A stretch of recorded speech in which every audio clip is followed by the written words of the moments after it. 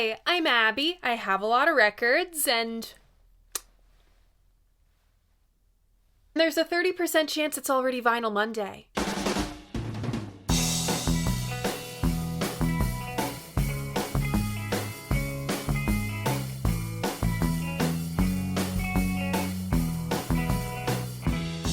I'm having a bad bangs day.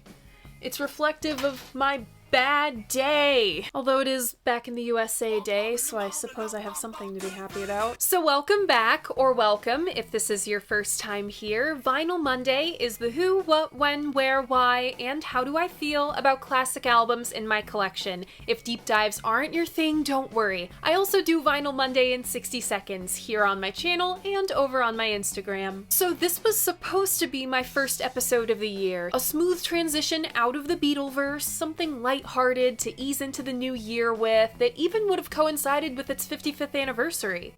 Then Trout Mask Replica happened. Though it was a blast, and I've somehow walked into a Metal Machine music review for 75,000 subscribers, I couldn't move along without giving this album its dues. I said I was gonna cover it as soon as I tracked it down, and now this wonderful group is finally represented in my collection. You wanted it, here it is, come and get it, it's Badfinger with Magic Christian Music. Congrats if you guessed this one. If you want to play along, all you gotta do is check out my community tab. That's where I post my hints to what next week's album is gonna be. I make announcements, I host polls, you can find all of that on my channel. And if you so choose, you can always read the written version of my reviews on my website, linked in the description. It's gonna be a little floppy today because this is a laminated cover and there's no disc in here, so today it's jelly. All right, let's take the plastic off. So my copy is an original. I found this at Rough Trade Records in New York when I visited in the fall. I hope to pick up the Thurston Moore LP because I am me, but it was release weekend and they were completely sold out. Instead, I walked out with 3 gems from their rare records bin. I found an original Leslie West Mountain, an original Sandy Hurwitz LP, holy sh*, and this original Magic Christian Music from Holland. Now let's talk about this cover art. It's gonna be short and sweet today, seeing as this is a single album in a single jacket. The Magic Christian Music art was by David King. This is the hand of Badfinger manager Bill Collins with the nail superimposed through the finger, almost as if it's a bad finger. My little art historian brain went wild when I saw this cover. It's clearly inspired by Rene Magritte. His use of apples inspired the logo and branding of Apple Records. I also noted similarities to this specific Dikiriko, with its use of light and shade and arches. On the back cover, we have this same scene, but with 3 busts, even though the credits up here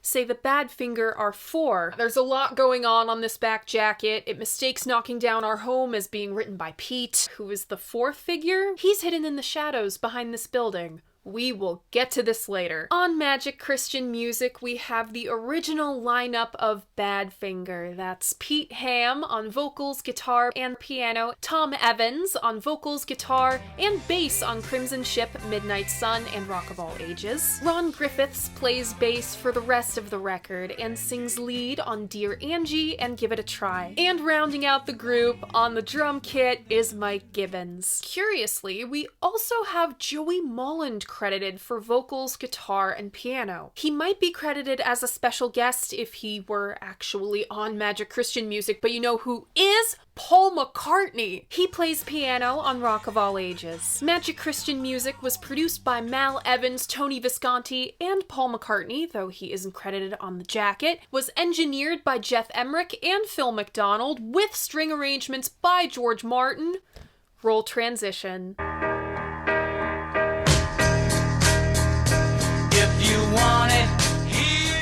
Today's episode would not have been possible without the only published history on Badfinger out there, Dan Matavina's Without You. Without You provides wonderful details you won't find anywhere else and is a wonderful window into where Badfinger came from. It's been out of print for years and resells for hundreds of dollars, thank God for Google Books, but seriously, whoever is in charge of Dan's estate should really consider reprinting this. It's a crucial resource and there is an audience for it. Let's start today's story in the middle for a change. With the advent of the Beatles' Apple Corps, established to protect their money when they had no manager. The Beatles were advised to invest, pouring millions of dollars into ventures like Apple Films, Apple Electronics, the Apple Boutique, and most famously, Apple Records. Apple Records was meant to amplify acts that might not otherwise be heard. The world is a lot smaller now than it was in the 60s, and the music world through 67 through 69 was especially active. It was easy for amazing talent to get lost in the shuffle. Paul scouted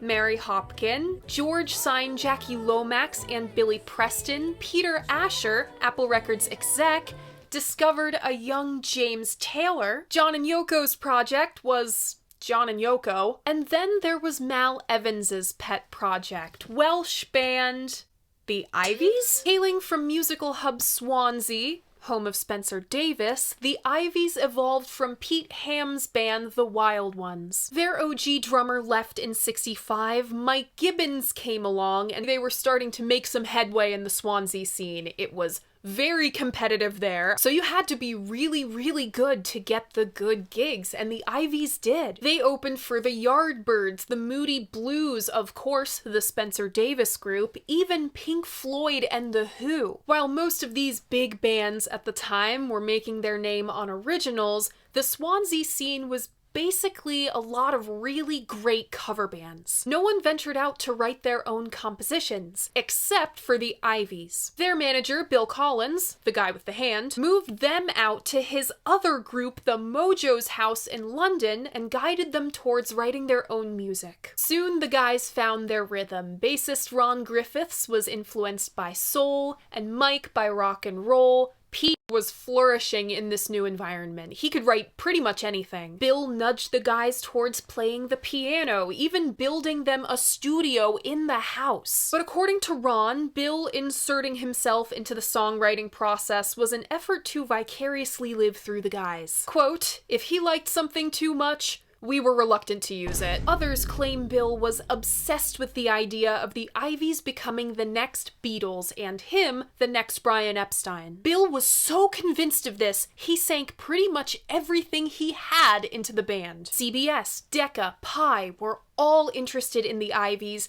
and Bill turned them all down in hopes of something bigger and more Beatles-shaped. Now, who did Bill reconnect with but former Mojo's roadie, current Beatles sidekick, Mal Evans? Thanks to him, and Bill's son Lewis Collins, the actor, being friends with Paul McCartney's brother, Bill got the Iveys into EMI to observe the recording of Within You Without You. Bill talked up his band to Paul. Nothing came of it, but this interaction no doubt planted the seed for what was to come. Flash forward about a year, Tom Evans, no relation to Mal, is now in the band. Tom and Pete become songwriting partners, and they have some demos produced by Ray Davies. The guys are doing all right gigging in London, but if they want to make it any further, they have to land a record deal. Coincidentally, Apple Corps is up and running, and Mal Evans wants to get more into the music side. Mal brought Peter Asher to an Iveys gig, Bill handed off their demos to Mal, who brought them to Baker Street, and, quote, began to play them for anybody who'd listen. He saw the Iveys' massive potential and wanted others to see it too. According to Derek Taylor, quote, "This was unusual for Mal. Normally, he didn't express very strong opinions about anything. With a whopping 4th set of Iveys demos, Mal finally got Paul hip to the band. What finally sold him? Knocking Down Our Home, a song Tom wrote about the urban redevelopment wave happening in Britain, the same thing Ray Davies wrote Village Green Preservation Society about. It wasn't until demo reel number 5 that the Iveys finally landed a deal. In July of 1968, they were officially the first band on Apple Records. This honor would have gone to Grapefruit had their deal not fallen through. There are conflicting accounts stating which came first, the publishing deal or the recording contract, but when all was said and done, the Iveys were to turn in 12 original songs a year. They'd keep 100% of the writer's share, receive 4% of retail price for the first 100,000 copies sold, 5% for every copy after, and wouldn't have to foot the bill for production. This is huge. That last point is very unusual for a recording contract in the 60s. Usually artists had to pay for production. The only other group I can think of with that stipulation, or new group at least,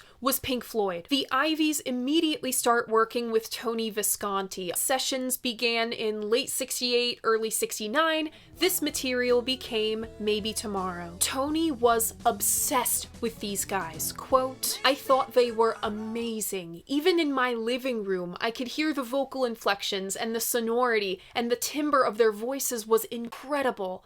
I was almost frightened by it." Mal was head over heels too. Over time, he slowly edged out Tony as head producer. Their first single was released in the summer, the title track, Maybe Tomorrow. Chris Welch from Melody Maker wrote, quote, "Lead singer sounds a bit like John Lennon, until they go to the harmony passage, a sad and lonely sound, well performed with tasteful accompaniment." This is reflective of the lukewarm response Maybe Tomorrow didn't chart very high at all, and the Beatle comparisons that will unfortunately dog this band for the rest of their career. Dear Angie, a song Ron wrote about his wife Maureen, was supposed to be the second single. But right before Maybe Tomorrow's July 1969 release, who took over Apple but Alan Klein? Of course, his cartoonish villainry extended to the Iveys. For reasons we may never know, Klein sabotaged both Maybe Tomorrow and Angie's releases in the UK and the US, the Iveys' main markets, and he does not get enough heat for that. After Klein's takeover, it was an uphill battle for Apple Records to get anything done. Mary Hopkin, James Taylor, Jackie Lomax, and the Iveys had all underperformed. That month, Ron and Tom were interviewed for Disc and Music Echo, where they quite plainly sounded the alarm. Ron said, quote, "We do feel a bit neglected, especially as the Maybe Tomorrow single got as high as number 50 in America, and nobody seems to know about it. We keep writing songs for a new single and submitting them to Apple, but the Beatles keep sending them back saying they're not good enough." Basically, no one was stepping up to help promotion or being any help moving recording along, until Paul swooped in with a song he wrote during Abbey Road sessions. And I kind of knew how it worked. Like piano, dum dum dum dum, the bass, dum dum dum. If you want it, here it is. Harmony. Come and get it. Make your mind up fast. At this point, you may be asking yourself, AD, why are we going through the entire history of Maybe Tomorrow? We don't need to do this. Why not just do an overview so we can go right into Magic Christian music? Because Maybe Tomorrow is Magic Christian music. Dear Angie, Fisherman, I'm in Love, Angelique, Knocking Down Our Home, and Maybe Tomorrow were all harvested from Maybe Tomorrow and remixed for Magic Christian music. Quite literally half the record. As annoyed as I am with that, it didn't really give the Iveys the opportunity to show their growth as songwriters. I understand why they did it. It was in part to work around Klein's bullshittery. On top of this, Magic Christian music is a film soundtrack. Kind of? Okay, so back to the Beatles timeline. One of the reasons the Get Back project had so many issues with scheduling, you know, besides nobody knowing what the hell they were doing and all the guys low-key hating each other, was Ringo's film career. Scheduling had to work around production on the Magic Christian. Magic Christian music is literally only called Magic Christian music to capitalize on the anticipated popularity of the Magic Christian. Literally, all you need to know about it is that it's weird, plotless, and kinda bad in the way only a British film in the late 1960s can be. There is an official soundtrack, but the inclusion of Thunderclap Newman's Something in the Air prevented it from being released on Apple as anticipated. Paul was saddled with assembling said soundtrack, but once Badfinger recorded Come and Get It, he basically handed the rest off to them. Rock of All Ages played during the train car rave? So to recap, Magic Christian music is 1/2 Maybe Tomorrow, 3 parts the Magic Christian soundtrack, and 4 parts original music. Incredible. No notes. But over Magic Christian sessions, Ron was slowly pressured into quitting the band. According to him, it was because he, quote, was married, and it went against the grain. Bill, in particular, was very wary of women distracting, influencing, or hindering the band. Clearly, he wasn't privy to the Brian Epstein method, which is simply to hide the marriage as long as you can. Ron's wife and son lived in that same shared house with the band, and a 24/7 rehearsal space isn't exactly conducive to a baby, you know, sleeping. Tom in particular wouldn't have it. In fact, he was being such a dick about it. The final straw was when Ron got the chicken pox at his ripe old age of 23. Tom switched to bass for the time being, having one of the main guys out of commission opened up the opportunity for auditions. Enter Joey Molland. Joey didn't join in time to so much as play a note on Magic Christian Music, and yet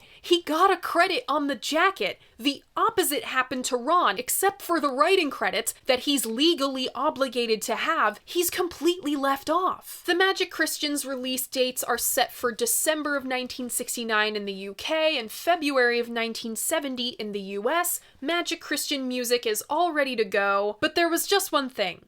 Their name. The Iveys had a slew of names before this, including the Wild Ones, the Panthers, the Black Velvets, but since there were 300 bands working in Swansea, they always ran into one with the same name and had to change it. Right now, the Iveys were constantly getting confused with the Ivy League, the Iveys for short. Once again, they ran the name gambit. No one could think of anything that wasn't either taken or stupid. It was Neil Aspinall who suggested Badfinger. Not to be confused with Bad Company, or Goldfinger, or Goldmember. It came from the working title of With a Little Help from My Friends, Badfinger Boogie. The track listing of the newly christened Badfingers Magic Christian Music goes as follows.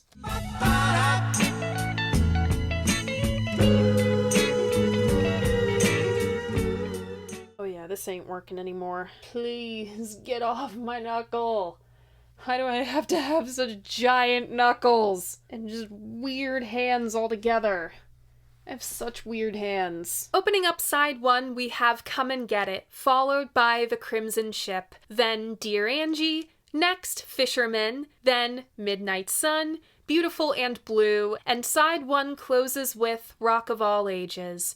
Opening up side two, we have Carry On Till Tomorrow, followed by I'm in Love, then Walking Out in the Rain, next Angelique, Knocking Down Our Home, Give It a Try, and the album closes with Maybe Tomorrow. Magic Christian Music was released January of 1970. The Magic Christian did not do as well as anticipated, and unfortunately neither did Magic Christian Music. It appears to have missed out on the British charts entirely, only making it to number 55 in the States in March. However, Come and Get It proved to be the biggest hit of Badfinger's career. It peaked at number 4 in the UK and number 7 in the US. Pretty ironic, considering the guys vowed after turning down Marianne with the Shaky Hand, Marianne with the shaky hand, what they've done to a man. If they were gonna have a hit song, they would have written it. Oh, the irony of this statement. Come and Get It landed Badfinger a spot on top of the Pops and drummed up a fair amount of publicity for future Badfinger endeavors. Both the follow-up album, No Dice, and Straight Up, which I very stupidly turned down at a record store a couple weeks ago, performed better. British publications opted out of reviewing Magic Christian Music, save for Record Mirror, who had nice things to say. Quote, "The vocals are expressive and they keep everything relatively simple, making it all flow easily. They also shouted out the sweet-ass cover art, as they should. Record World wasn't as kind. Rolling Stone accepted." Sadly, John Mendelsohn wasn't impressed. He found the whole thing a dated throwback to the mid-60s. Quote, "It's not at all difficult to imagine these chaps converging suddenly on a microphone to shake their hair, grin boyishly in unison, and yell," which, combined with Tom Evans's ability to sound exactly like each of the three singing Beatles, combined with P. McCartney's occasional patronage, will quite likely result in their making a whole career of it. John drew additional comparisons to the Bee Gees, No Not These Ones, These Ones, and his grand finale, mistaking Badfinger as being from Liverpool. Cashbox kept it short and sweet though, not saying much more than it was a, quote, total treat, and the band played intelligent and melodic rock. Now I'm not sure how, but somewhere along the way, Dear Angie became one of Badfinger's greatest hits. It was never released as a single, it wasn't featured in any movie or TV soundtrack that I could find. This is completely organic, and that's really cool. By the larger rock and roll sphere today, Magic Christian music is largely forgotten, and Badfinger remembered as either a footnote of Beatle history or some great tragedy. I think all of the above are lame and also wrong. What else do I think of Magic Christian music?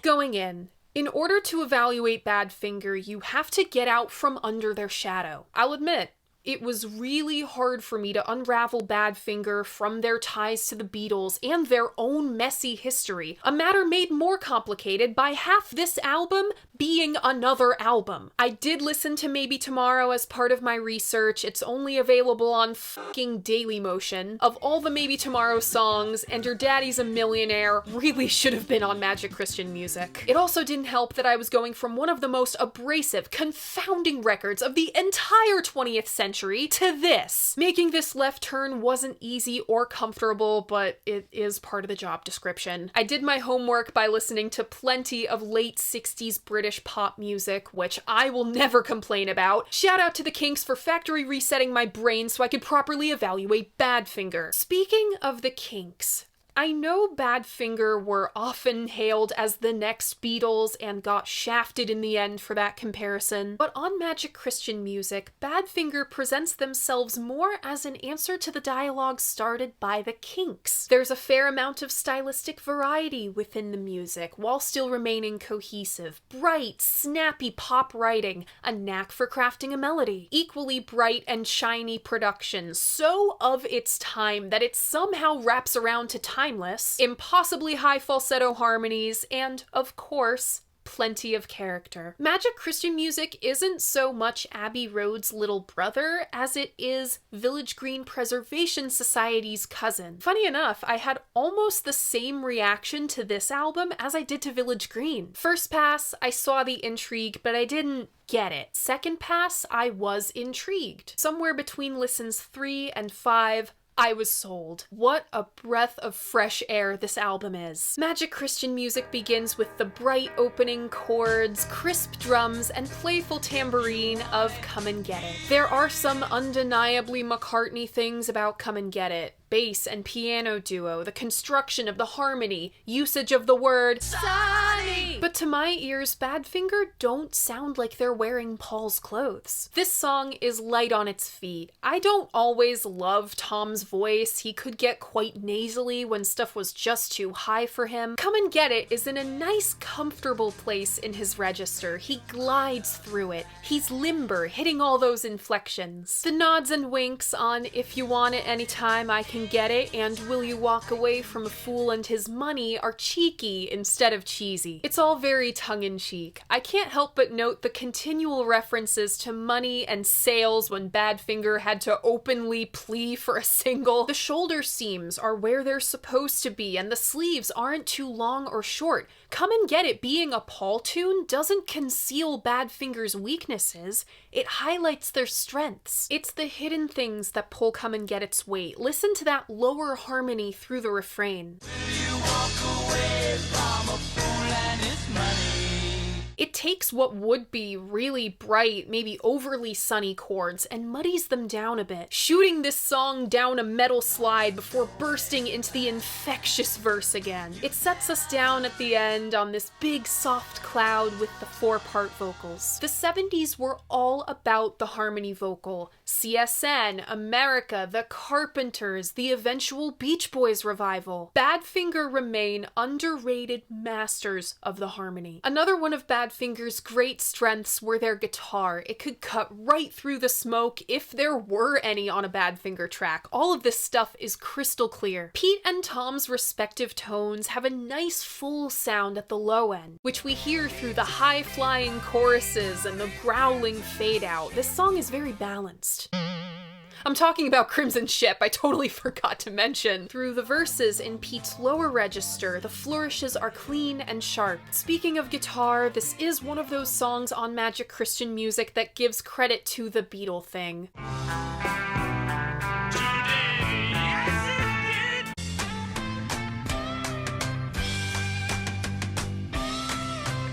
Crimson Ship was a collaborative effort between Pete and Tom. You can tell. There are these beautiful, delicate images woven into Crimson Ship, like blowing kisses at the moon. But then you have her father's lost his mother's son. Just a clunker. Dan Matavina theorized this song could be about Paul. He came from nowhere in a song, played the trumpet in the band. Paul's first instrument was the trumpet. The confusing second verse, with all its questions of notches and crosses on the hill and old men washing hands, blurs this song's subject a bit, and rightfully so. It's cheesy to write a straight-up thank you Paul song. Crimson Ship is more an ode to some magical idol figure, a general muse. I found the phrasing of, "it might have been the way I laughed, he made the jokes," interesting. It's sort of bent around to fit the cadence. It mirrors remembering the side-splitting laughter you shared with friends first, then fondly remembering who cracked the joke. This song shines for that nostalgic feeling, the organ and Mike's spot-on drumming. His fills are so sharp you'd be forgiven for mistaking them for hand claps. The next time you listen, note how heavy he takes it through the chorus. Next is Dear Angie, my favorite Badfinger song and one of the most 70s songs to ever 60s. This is one of the strongest songs in Badfinger's entire discography. Ron was done so dirty. Opening the song right up with that Dear Angie harmony establishes this song's addicting feel. Listen to how agile the guys are on their guitars. They're playing quite jazzy stuff. The big string section, which wasn't actually big, Tony Visconti tricked the 8-piece into doing a second take so he could slap it over top of the first one, is so 70s. It's sweet,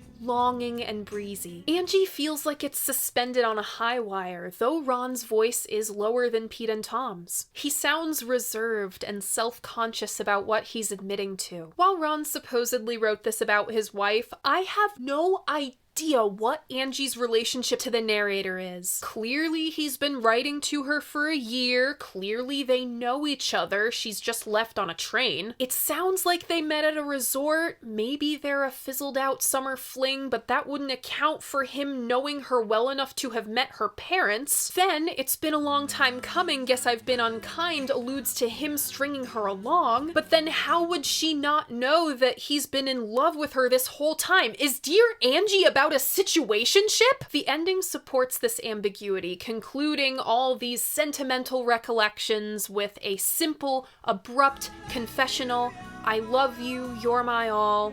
Guess that's all. I can imagine this guy's had a bottle of wine before sitting down to write this. The rest of the song pitters out with it. The strings don't complete their descent, they linger on this one note, and the vocals hang open. While Angie, the first of the Maybe Tomorrow songs on Magic Christian Music, fits with a 1970 Badfinger LP, Fisherman is another Maybe Tomorrow cut, and it feels a little out of place. It's very whimsical, Tom's delivery is quite precious, there's woodblock percussion, fiddle, and flute. You can tell this is from the late 60s LP. I feel as though it might take place on the same river as Sitting by the Riverside. Then you have Midnight Sun, a straightforward rocker about enjoying a night out on the town after a while. It explores the louder side of Badfinger. While they're known today for the sweet and sentimental, even sappy, they could plug in and rock out. It is clever, flipping the whole working all year to party all summer thing on its head. It's a good thing the instrumental is so strong because some of these lines are baffling. What on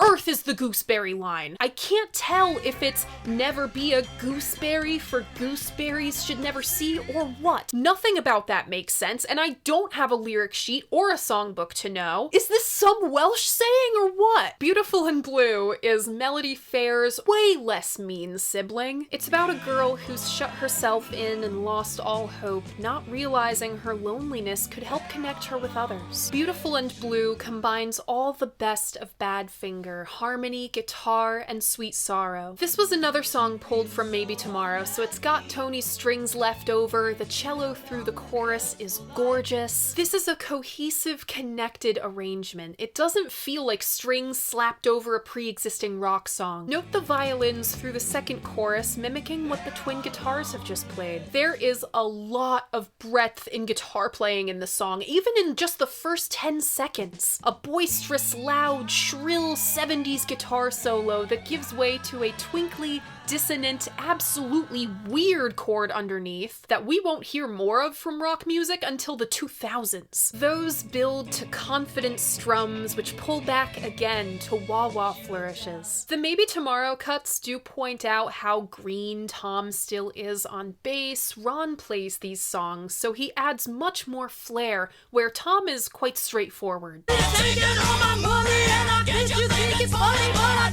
Side 1 rounds out with Rock of All Ages, which is so much fun. The Magic Christian did this so dirty by only featuring like 30 seconds of it. Badfinger coming out with a banger about a fiscally irresponsible woman. We love to see it. Not only is she going out every night and spending all of his money and thinking that it's funny when it's not, she's spending all of hers too. You're taking all your money and I bet you think it's funny, but I don't. This could be a flub on Pete and Tom's part, but if it's intentional, it adds a lot of character to the song. It's the ultimate earworm. It's totally rambunctious. It sounds like the guys had a blast playing this. Where Crimson Ship felt cluttered, I hear Mike coming through loud and clear on Rock of All Ages. He was the 3-chord rock and roll guy. He favors the ride on the turnaround, and it's just so much fun to listen to. After a whole side of things close to the heart, whether that's for nostalgia reasons or subject matter, this was the one that got me dancing through my blueberry banana muffin baking adventures. Does the central gimmick wear out its welcome? Yeah, it's effectively 3 minutes of the same verse, but I'm mad this song fades out just as the piano picks up and it cuts off some great dueling guitars. Magic Christian music's greatest flaw is that it's front-loaded. Where I found something to love in nearly every song on side 1, even Fisherman, I'm one for some whimsy, I am a Donovan fan, it leaves little for side 2. Carry On Till Tomorrow feels melodramatic and bland. I'm in Love is rather inconsequential and the melody sounds way too much like Good Day Sunshine. I'm in love and it's a sunny day. Never go away from me. It was a weak cut on Maybe Tomorrow, and it's weaker on Magic Christian Music. Things get good again with Walking Out on the Rain. It's not as high of a high as what we've heard on side 1, but I find merit in the backing vocals. They're light, spacey, and form some really cool chords. The vocals are haunting from the middle section on, with one of the guys wailing on top in these soul-inspired ad-libs. They remind me of what the Zombies did on Odyssey and Oracle. Pete even sounds breathy like Colin Blunstone. Their interplay between acoustic rhythm guitar and electric jazzy lead, it creates a pleasing texture. With Mike's attention to the cymbal, you can't help but relax your shoulders and sigh. Pete finishes things off with a gorgeous falsetto, and then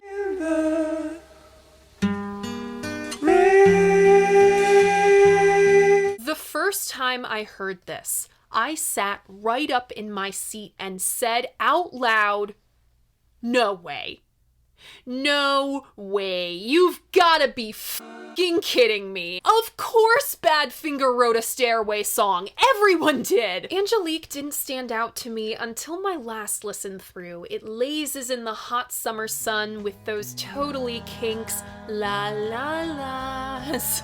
You know where Blur got it from. It mixes Baroque pop harpsichord and country chugging guitar with reckless abandon the way only the late 60s could. It's short, it's sweet, It's pretty. Rolling Stone knocked Knocking Down Our Home big time for being cheesy, but what John Mendelsohn failed to recognize is how utterly inspired it is. Is the musical theater introduction beyond cheesy? Yes, but I can forgive it for all that comes after. It's got granny song brass, 1940s big band woodwinds and saxophones, bossa nova drums, samba meets Gershwin piano, and late 60s Beach Boys harmonies. It's even got a trumpet with a mute. It's got the same variety of a beat-up stack of albums sitting in the living room. Lyrically, it's a soft, wistful, and emotional appeal to preserve the memories of childhood. They're knocking down our home, please help us, don't let them take our home away.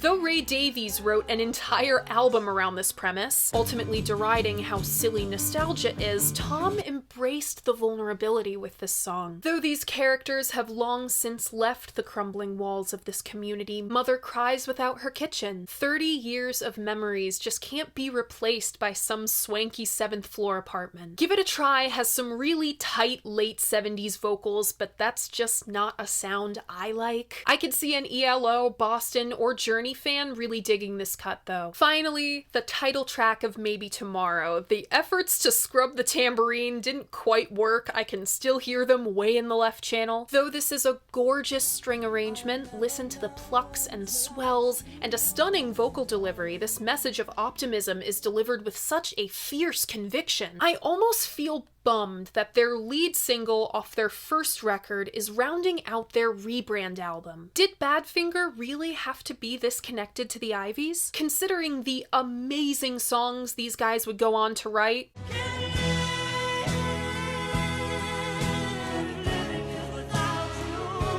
I'm not sure they had to define themselves this way. Rolling Stone had a point. This song is very early Bee Gees. I enjoy early Bee Gees, but considering the other sounds Badfinger slung out with the rest of Magic Christian music, it makes a cut like this feel dated. What are the other sounds in question?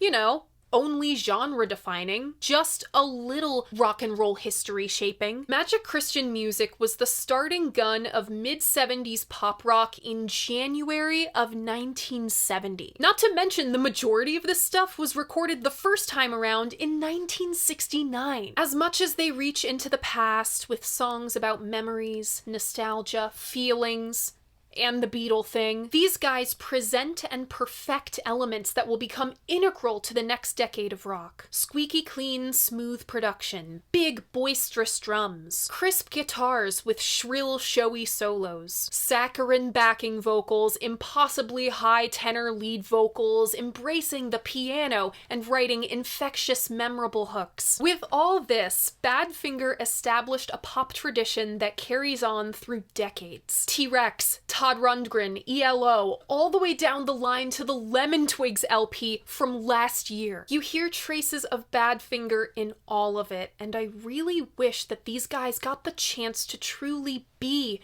the pioneers that they are. Badfinger's story had such a sad ending. I feel so bad for all the die-hard Badfinger fans. I know how it feels to have your favorite band screwed over at every turn. Badfinger deserves so much better. They really should be remembered as a rock triumph. Though it is unbelievably messy, a Frankensteining of 3 converging projects reflective of the chaos this band just could not escape, this first/second album proves that these guys were really onto something. To my ears, Magic Christian music was both 5 years early and 2 years too late. A band full of interrupted brilliance, pointing to the breeze and feeling the winds shifting, reporting something new is on the horizon, but you better hurry, because it's going fast. My personal favorites off this one are Come and Get It, Crimson Ship, Dear Angie, Beautiful and Blue, and Knocking Down Our Home. If you want to keep up with all of my favorites from all of the Vinyl Mondays,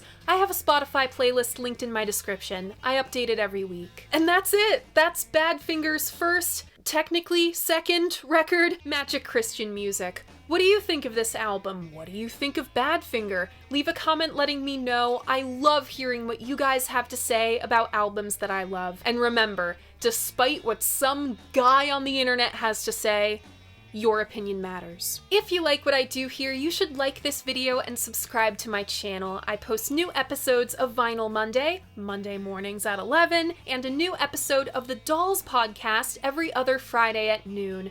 Thank you so much for watching, and I'll see you guys next week. Bye!